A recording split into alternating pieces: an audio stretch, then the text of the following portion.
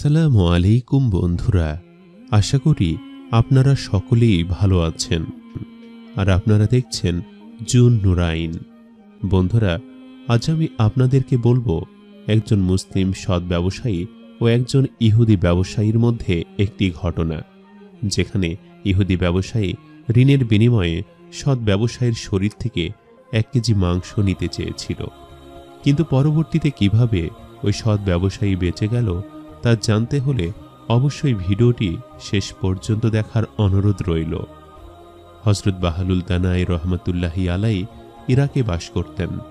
ইরাকের বাগদাদ শহরেই একজন ব্যবসায়ী ছিল, যে ব্যবসায়ী খুবই সৎ ছিল এবং অল্প লাভের বিনিময়ে সে তার পণ্যগুলো শহরবাসীর কাছে বিক্রি করত এবং তার সততা এবং নিষ্ঠার কারণে আল্লাহ তাআলা তাকে ধীরে ধীরে ধনী করছিল। তার ব্যবসা খুবই ভালো চলছিল। ওই ইরাকে আবার একজন ইহুদি বাস করত। সেও একজন ব্যবসায়ী ছিল এবং সে সর্বদাই এই সৎ লোকটিকে হিংসে করত। ইহুদি লোকটি চাইত এই সৎ লোকটি যেন কিছুতে ব্যবসায় লাভবান না হয়, কিন্তু আল্লাহর রহমতে তার ব্যবসা ভালোই চলছিল। কিন্তু আল্লাহ তাআলা কখনকার পরিস্থিতি কি রকম করেন তা বোঝাই মুশকিল। হঠাৎ করেই ওই সৎ লোকটির ব্যবসা কেমন যেন ধীরে ধীরে কমতে লাগলো।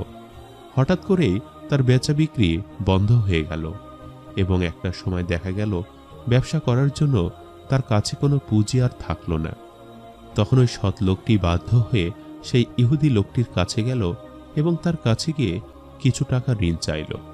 ইহুদি লোকটি তো সব সময়ই চাইতো এই সৎ লোকটির যাতে ক্ষতি হয়, তাই সে একটি সুযোগ নিল। ইহুদি লোকটি সেই সৎ লোকটিকে বলল, তুমি আমার কাছে ধার নিতে এসেছ, ভালো কথা, আমি তোমাকে অবশ্যই ধার দিব, কিন্তু তুমি যে পরবর্তীতে আমার ঋণ পরিশোধ করবে তার কি গ্যারান্টি?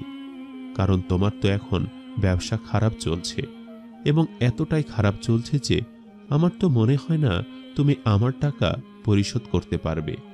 তাহলে আমি তোমাকে কিভাবে ধার পরিশোধ দিব? তবে হ্যাঁ, তুমি যদি কিছু জামানত আমার কাছে রাখো এবং তার বিনিময়ে ঋণ নাও, আমি তোমাকে অবশ্যই দিব। সৎলোকটি নতুন করে ব্যবসা করার জন্য টাকার প্রয়োজন ছিল, তাই সে জামানত দিতে রাজি হয়ে গেল। তখন সৎলোকটি ইহুদি ব্যবসায়ীকে বলতে লাগলো, বেশ, আমি জামানত রাখতে প্রস্তুত। তুমি যদি আমার কাছে জামানত চাও এবং তার বিনিময়ে আমাকে ঋণ দাও, অবশ্যই আমি তোমাকে জামানত দেব। আমি যদি কখনো তোমার ঋণ পরিশোধ করতে না পারি, তবে তুমি আমার কাছ থেকে জামানত নিয়ে নেবে। বলো, তুমি কি জামানত চাও?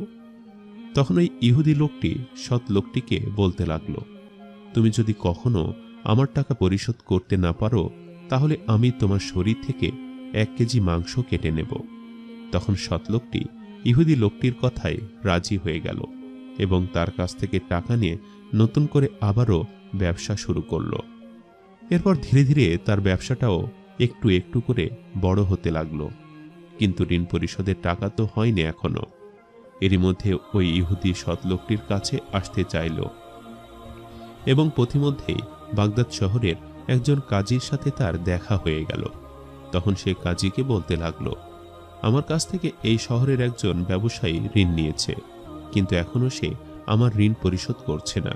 সে আমাকে বলেছে সে যদি আমার ঋণ পরিশোধ করতে না পারে, তাহলে আমি যেন তার শরীর থেকে 1 কেজি মাংস কেটে নেই।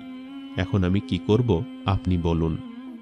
কাজী বুঝতে পেরে গিয়েছিল সৎলোকটি বিপদে পড়ে এই ইহুদির কাছ থেকে ঋণ নিয়েছে, কিন্তু ইহুদি এখন তার শরীর থেকে মাংস কাটতে চাইছে যাতে ওই সৎ ব্যবসায়ের মৃত্যু হয়, কারণ সে এমন জায়গা থেকে মাংস কাটবে যেখান থেকে মাংস কাটার কারণে সৎ ব্যবসায়ের মৃত্যু হবে। কাজী খুবই চিন্তায় পড়ে গেল। তখন সে ওই ইহুদি ব্যবসায়ীকে বলল, তুমি একদিনের সময় দাও, আমি তোমাকে কালকে জানাচ্ছি। এদিকে সৎ ব্যবসায়ী ঋণ পরিশোধ করতে না পারলে তার দেহ থেকে মাংস কেটে নেওয়া হবে, এই খবর পুরো শহরে ছড়িয়ে পড়ে এবং সকলে সৎ ব্যবসায়ীর জন্য আফসোস করতে থাকে। কারণ সে তো সৎ ছিল, সৎভাবে ব্যবসা করত, কম লাভে সবাইকে পণ্য বিক্রি করত, তাই সকলেরই তার জন্য দয়া হচ্ছিল, কিন্তু কেউই কিছু করতে পারছিল না। আসলে কি বা করা ছিল? এদিকে এই খবর হযরত বাহলুল দানাই রহমতুল্লাহি আলাইয়ের কাছে গিয়ে পৌঁছালো। কোন এক লোক বাহলুল দানাই রহমতুল্লাহি আলাইকে বলতে লাগলো, হুজুর, এই শহরে একজন সৎ ব্যবসায়ী আছে যে খুব ভালো করে ব্যবসা করে, কিন্তু একজন ইহুদির কাছ থেকে সে ঋণ নিয়েছে। এখন ঋণ পরিশোধ করতে না পারায় সেই ইহুদি তার শরীর থেকে 1 কেজি মাংস কেটে নেবে বলছে। এতে তার মৃত্যু ঘটতে পারে, আপনি কিছু করুন। তখন হযরত বাহলুল দানাই রহমতুল্লাহি আলাই ওই কাজীর কাছে গেল এবং গিয়ে তাকে বলল, আমি এই সৎ ব্যবসায়ের ব্যাপারে সবকিছুই শুনেছি। আপনি যদি আমাকে অনুমতি দেন তাহলে আমি তার হয়ে লড়তে চাই। তখন কাজী তাকে বলল, ঠিক আছে, তাহলে আপনি বিষয়টা দেখুন। এরপর দিন বিচার বসানো হলো এবং বিচারে ওই সৎ ব্যবসায়ী ইহুদি হযরত বাহলুল দানাই রহমতুল্লাহি আলাই, কাজী এবং শহরবাসীরা সকলেই উপস্থিত ছিল। এবার বিচার কার্য শুরু হবে। তখন মুসলমান সৎ ব্যবসায়ী সকলের উদ্দেশ্যে বলতে লাগলো, আমি যেহেতু তার কাছ থেকে ঋণ নিয়েছি এবং তাকে কথা দিয়েছি যদি আমি তার ঋণ পরিশোধ করতে না পারি তাহলে আমার শরীর থেকে 1 কেজি মাংস কাটতে দেব। এখন আমি তা করার জন্য প্রস্তুত। এদিকে ইহুদির সব কথা সবাই শোনার পর হযরত বাহলুল দানাই রহমতুল্লাহি আলাই ইহুদির উদ্দেশ্যে বলতে লাগলো, এই ব্যবসায়ী তোমার কাছ থেকে ঋণ নিয়েছে এবং তার বিনিময়ে জামানত রেখেছে তার শরীরে 1 কেজি মাংস। তুমি চাইলেই তার শরীর থেকে 1 কেজি মাংস কাটতে পারো, তবে শর্ত আছে, যদি তুমি 1 কেজি মাংসের বেশি কাটো কিংবা কম কাটো এবং তার শরীর থেকে যদি রক্ত বের হয় তাহলে অবশ্যই তোমাকেও এর প্রতিদান দিতে হবে। অর্থাৎ যেহেতু তুমি বলেছ 1 কেজি মাংস নেবে, তাহলে মেপে মেপে 1 কেজি মাংসই তোমাকে কাটতে হবে। এর বেশি মাংস কাটলে কিংবা 1 কেজি থেকে কম মাংস কাটলে অবশ্যই তোমাকে সেটার দাম দিতে হবে। সেক্ষেত্রে তোমার শরীর থেকেও মাংস কাটা হবে। এই কথা শুনে ওই ইহুদি ব্যবসায়ী খুব চিন্তায় পড়ে গেল। সে মনে মনে ভাবতে লাগলো, এটা কি করে সম্ভব? আমি তো কিছুতেই একেবারে মেপে মেপে তার শরীর থেকে মাংস কাটতে পারবো না। তাই সে তার কথা ফিরিয়ে নিল। সে সবার উদ্দেশ্যে বলতে লাগলো, দেখুন, আমি আমার কথা ফিরিয়ে নিয়েছি, আমি তার শরীর থেকে মাংস কাটব না।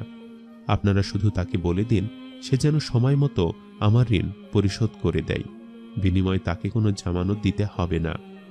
এরপর এই কথা বলে সেই ইহুদি সেখান থেকে চলে গেল এবং কোনো জামানত ছাড়াই পরবর্তীতে তার ঋণ পরিশোধ করে দেওয়ার কথা সৎ ব্যবসায়ীকে বলে দেওয়া হলো।